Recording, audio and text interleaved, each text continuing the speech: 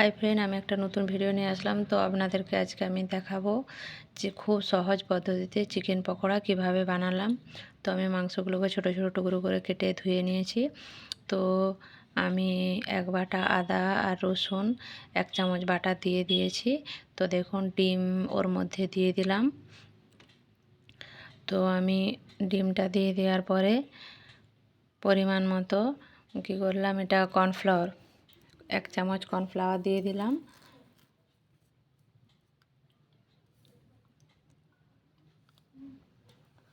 তো আমি আর 1 চামচ কী করলাম, এটা হচ্ছে অ্যারারুট, আর 1 চামচ অ্যারারুট দিয়ে দিলাম।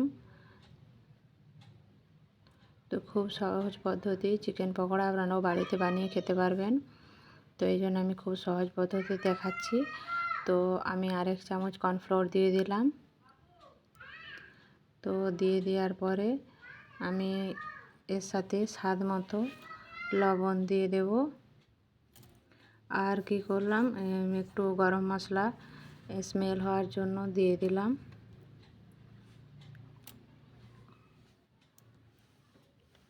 খুব সহজ পথে একটু লবণ দিয়ে দিলাম পরিমাণ মতো।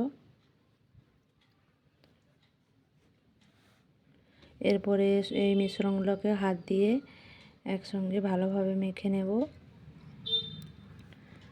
তো একসাথে ভালোভাবে মেখে নিয়ে আমি কিছুটা সময় স্ট্যান্ডিং টাইমে রেখে দেব। তো এখন আমি ভালোভাবে হাত দিয়ে মেখে নিচ্ছি।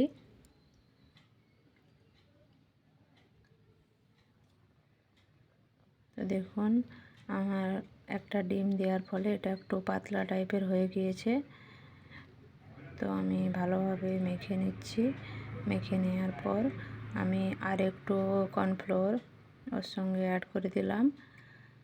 তো একটা ডিম দিয়ে দিয়েছিলাম, এই জন্য একটু পাতলা হয়ে গিয়েছে।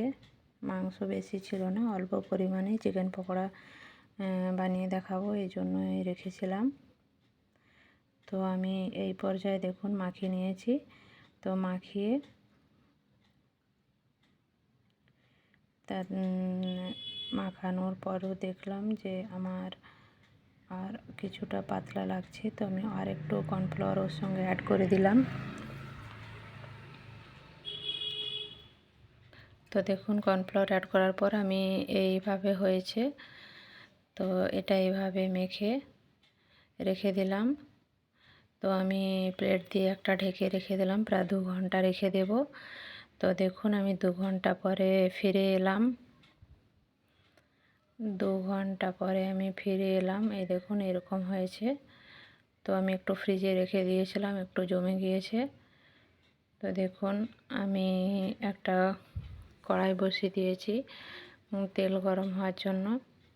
তো আমি একটা একটা করে চিকেন পকোড়া ওর মধ্যে দিয়ে দেব।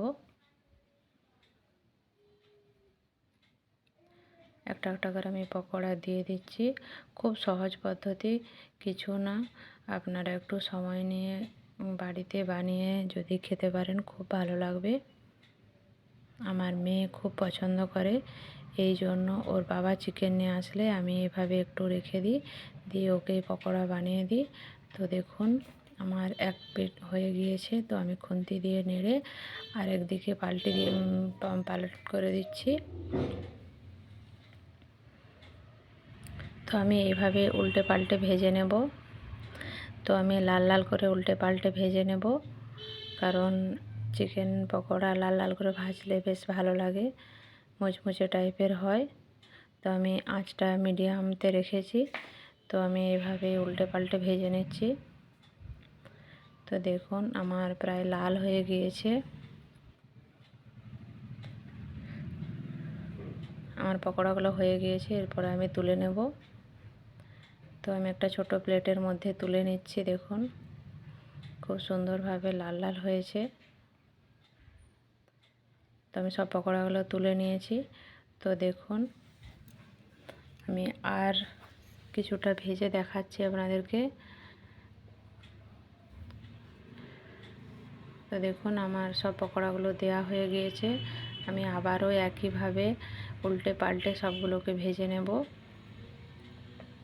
তো আমার ভাজা হয়ে গিয়েছে, দেখুন খুব সুন্দর লাল লাল মুচমুচে হয়েছে। তো আমি উপর থেকে একটু বিট নুন ছড়িয়ে দিলাম।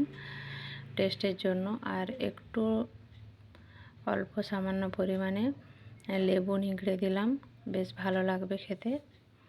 এই জন্য